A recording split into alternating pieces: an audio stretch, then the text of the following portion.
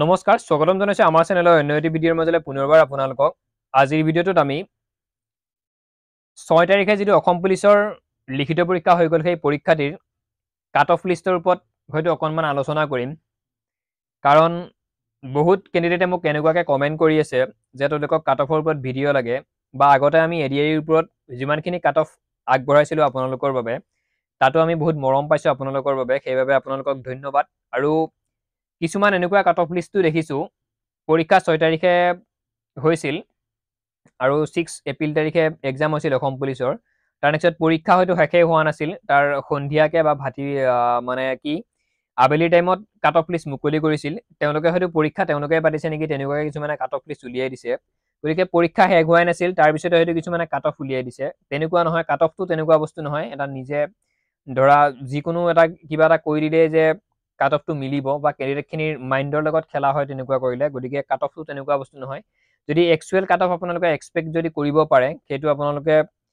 মিলাব লাগিব প্ৰথম কথা পেপাৰ চাব লাগিব পেপাৰ লেভেলটো কেনেকুৱা টান নে সহজ নেক্সট আপোনালোকে কেণ্ডিডেট টাচ কৰিব লাগিব পৰীক্ষা দিয়া কেণ্ডিডেট বা পৰীক্ষা কিমানজনে দিলে কিমানত কিমান পোষ্টৰ বাবে পৰীক্ষা হ'ল কিমানজন কেণ্ডিডেটে পৰীক্ষা দিলে সেই বস্তুখিনি আপোনালোকে গম পাব লাগিব মই সেইবাবে কাট অফৰ ভিডিঅ'টো অকণমান দেৰিকৈ বনাইছোঁ এইটোৰ বাবে মই কেণ্ডিডেট টাচ কৰিছোঁ বিশেষকৈ কিমানখিনি কেণ্ডিডেটে পৰীক্ষা দিছিল তেওঁলোকৰ আমাৰ যিমানখিনি অঞ্চলত পৰীক্ষা দিছে যিমানখিনি কেণ্ডিডেট তেওঁলোকক টাচ কৰিছোঁ তেওঁলোকৰ মুখৰ পৰা গম পাইছোঁ পেপাৰ কেনে আহিছে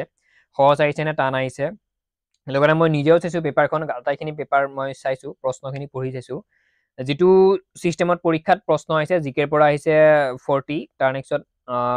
মেথছ ৰিজনিং ইংলিছৰ পৰা 20 তেনেকৈ আহিছে আৰু আটাইখিনি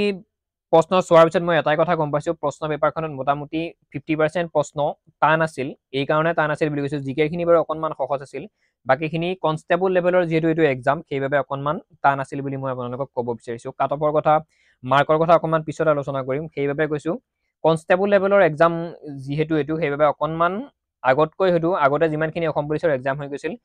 কনষ্টেবলৰ এক্সাম তাতকৈ কিনে অকণমান কাট অফটো এইবাৰ কম যাব নে বেছি যাব কম কৈ আছোঁ আপোনালোকক কিন্তু পৰীক্ষা যে অকণমান টান হৈছে পেপাৰখন 50% টান মই চাইছোঁ পেপাৰখন 50% সহজ আৰু 50% টান আছে তাৰ নেক্সট বহুতে এতিয়া ক'ব পেপাৰখন এখন সহজ আহিছিল তুমি কিয় টান বুলি কৈছা তেনেকুৱা কথা নহয় অসম পুলিচত BA পাছ কৰা HSLC পাছ কৰা বা HS পাছ কৰা BA পাছ কেণ্ডিডেটেও পৰীক্ষা দিছে ফিজিকেল টেষ্ট পাছ কৰিছে হায়াৰ ছেকেণ্ডাৰী পাছ কৰা কেণ্ডিডেটেও ফিজিকেল টেষ্ট পাছ কৰিছে লগতে মেট্ৰিক পাছ কৰা কেণ্ডিডেটেও ফিজিকেল টেষ্ট পাছ কৰিছে কাৰণ এইটো কনষ্টেবলৰ এটা ৰিক্ৰুইটমেণ্ট হয় সেইবাবে সকলোখিনি কেণ্ডিডেটে ইয়াত ফিজিকেল টেষ্ট পাছ কৰিছে কিন্তু যিমানখিনি কেণ্ডিডেটে BA পাছ কৰি থৈছে তেওঁলোকৰ বাবে পেপাৰখন অকণমান ইজি হ'ব পাৰে কাৰণ তেওঁলোকে APSCৰ বাবে বা UPSCৰ বাবে প্ৰিপেৰেশ্যন কৰে বা যিমানখিনি কেণ্ডিডেটে HS পাছ কৰিছে তেওঁলোকে থাৰ্ড গ্ৰেডৰ বাবে প্ৰিপেৰেশ্যন কৰে তেওঁলোকৰ বাবে মেথছখিনি অকণমান ইজি হ'ব পাৰে কিন্তু যিমানখিনি কেণ্ডিডেটে প্ৰায় বেছি সংখ্যক কেণ্ডিডেটে মেট্ৰিক পাছ যোনে নেকি অসম পুলিচৰ ফিজিকেল টেষ্ট পাছ কৰিছে তেওঁলোকৰ বাবে কিন্তু পেপাৰখন ইমান সহজ নহয় সেয়া হয়তো আপোনালোকে চাই গম পাইছে এতিয়া বহুতে ক'ব পেপাৰখন তুমি মিছাতে কৈছা হয়তো পেপাৰখন দেখোন আমি সহজে পাইছোঁ টান পোৱা নাই বুলি সেইখিনি কেণ্ডিডেটে সহজ পাইছে যিমানখিনি কেণ্ডিডেটে APSC প্ৰিপেৰেশ্যন কৰে UPSC প্ৰিপেৰেশ্যন কৰে লগতে থাৰ্ড গ্ৰেডৰ যিমানখিনি ডাঙৰ ডাঙৰ পোষ্ট বৰ্তমান ADRE এক্সাম হৈ গ'ল থাৰ্ড গ্ৰেডৰ তাত যিমানখিনি কেণ্ডিডেটে বহিছিল তেওঁলোকৰ বাবে হয়তো অকণমান সহজ আহিছিল কিন্তু ফ'ৰ্থ গ্ৰেডত বা 8 পাছ কৰাত যিমানখিনি কেণ্ডিডেটে পৰীক্ষা দিছিল তেওঁলোকৰ বাবে কিন্তু পেপাৰখন টান আহিছিল এতিয়া কথা হ'ল কি কাট অফৰ ওপৰত এতিয়া আপোনালোকক কথা ক'ব বিচাৰিছোঁ বহুতে ক'ব কি কাট অফ যিহেতু পেপাৰখন সহজ আহিছে কাট অফ অকণমান বেছি যাব পাৰে বা কিছুমানে ক'ব কাট অফ পেপাৰখন টান আহিছে কাট অফ অকণমান কম যাব পাৰে তেনেকুৱা ক্ষেত্ৰত বহুতে কিবা কিবি মন্তব্য আপোনালোকক আগবঢ়াব বিচাৰিছে বা কিছুমানে হয়তো কৈও আছে মই আপোনালোকক এটা এক্সপেক্টেড কাট অফ কম আৰু কাট অফটো এইটো হিচাপত কৈছোঁ মই কেৰিয়াৰ টাচ কৰাৰ হিচাপতে আপোনালোকক কৈছোঁ আৰু বহুতে কৈ আছিল যে যিমানখিনি 1:2 ৰেচিঅ'ত যদি মাতিছে তেতিয়াহ'লে তেনেকুৱাকে যদি মাতিছে তো ইমিডিয়েটলি সেইটো ৰিক্ৰুইটমেণ্ট হয়তো নহ'বই নোৱাৰে এতিয়া 4জনকে মাতিছে এটা পোষ্টত দুজনকে ৰিটেন টেষ্টত ফেইল কৰাব নেক্সট আৰু দুজনকে ৰাখিব সেই দুজনক ভাইভাৰ বাবে মাতিব তাৰ এজনে পাছ কৰিব আৰু এজনে ফেইল কৰিব যিজনে পাছ কৰে তেওঁৰে চাকৰি ফিক্স হ'ব এতিয়া বহুতে কৈছে মোক ভাইভাৰ কথা ভাইভাটো কিমান ইম্পৰ্টেণ্ট বুলি ভাইভাটো চাওক ভাইভাটো ইমান ইম্পৰ্টেণ্ট নহয় 5 নম্বৰহে কেৱল ভাইভা বা অৰেল টেষ্ট হ'ব সেই ভাইভাত মেক্সিমাম যিমানখিনি কেণ্ডিডেটে পৰীক্ষা যিমানে পাছ কৰে কাৰণ এইটো অলপমান পৰীক্ষাটো যিহেতু 50% টান বা 50% সহজ আহিছে প্ৰশ্নখিনি তো এই পৰীক্ষাটো যদি যিমানখিনি কেণ্ডিডেটে পাছ কৰি ওলাই যায় তেওঁ যদি ভাইভাৰ বাবে ওলাই যায় তেওঁ নিশ্চিতভাৱে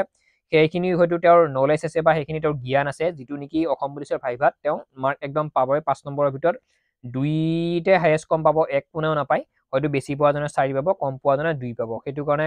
তেনেকুৱাটো কথা নহয়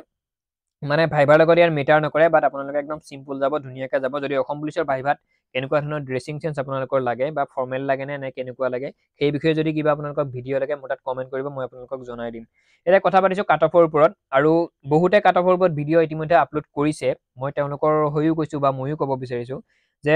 ৰিজাল্ট দিয়াৰ পিছত হয়তো কাট অফৰ ভিডিঅ' আকৌ আপোনালোকে মনত পেলাই তেওঁ এনেকৈ কৈছিল, এইজন ইউটিউবাৰে এনেকৈ কৈছিল বুলি যাতে আপোনালোকে গালি নাপাৰে, কাৰণ এইটো এক্সপেক্টেড কাট অফ। ইয়াত কোনো ধৰণৰ কোনেও সঁচা কাট অফ উলিয়াব নোৱাৰে। সঁচা কাট অফ উলিয়াব পাৰিব যোনে নেকি পৰীক্ষাৰ বহি চাই, যোনে নেকি পৰীক্ষাক কণ্ডাক্ট কৰিছে, তেওঁলোকে সঁচা যিটো একচুৱেল কাট অফ সেইটো উলিয়াব পাৰে। এয়া আমি আশা কৰা কাট অফ। তো বহুতে এতিয়া ভাবি আছে যে কাট অফটো কম যাব, বহুত কেণ্ডিডেটে নপঢ়াকৈয়ে পৰীক্ষা দিছে। তেনেকুৱা নহয়। আজিৰ যুগত, আজিৰ দিনত সকলোৱে পঢ়ে, সকলো ল'ৰা ছোৱালীয়ে টেলেণ্ট, কাকো কোনো বুৰ্বক বুলি ভাবিব নালাগে। কাৰণ ফিজিকেল যিমানখিনি কেণ্ডিডেটে কষ্ট কৰি পাছ কৰিছে, তেওঁলোকে ইতিমধ্যে গম পায় যে তেওঁলোকৰ নাম আহিব ৰিটাৰ্ণ টেষ্টৰ বাবে, যাৰ নেকি বেছিকৈ ভাল হৈছে, আৰু তেওঁলোকে বহুত দিন আগৰ পৰা প্ৰিপেৰেশ্যন কৰি আছে। সেইবাবে আপোনালোকে নাভাবিব যে কাট অফটো একেবাৰে কম যাব, আমিয়ে পাছ কৰিম, একদম বেছিকৈ আশা নকৰিব। কাৰণ বেছিকৈ আশা কৰাৰ ফলত কি হয় সেয়া হয়তো মই আপোনালোকক মোৰ আগৰ ভিডিঅ'ত সুন্দৰভাৱে কৈ দিছিলোঁ। তো কাট অফ যে কম যাব, আপোনালোকৰ চাকৰি পাবই, ভাইভাৰ বাবে প্ৰিপেৰেশ্যন কৰি আছে বা প্ৰিপেৰেশ্যন আপোনালোকে ভাইভাৰ বাবে যাবই পাবই বুলি একদম আশা কৰি নাথাকিব। হ'লে হ'ল, নহ'লে নাই। অসম পুলিচৰে কেৱল চাকৰি নহয়, অসমত, ভাৰতত, নিজৰ ডিষ্ট্ৰিক্টখনত বহুত চাকৰি ওলাই থাকে, সেইটো চিন্তা কৰিব নালাগে। হ'লেও এটা এক্সপেক্টেড কাট অফ, যিমানখিনি আগতে মই কাট অফৰ ভিডিঅ' বনাইছিলোঁ অসম পুলিচৰ ফিজিকেল টেষ্টত 50+ পোৱা কেণ্ডিডেটৰ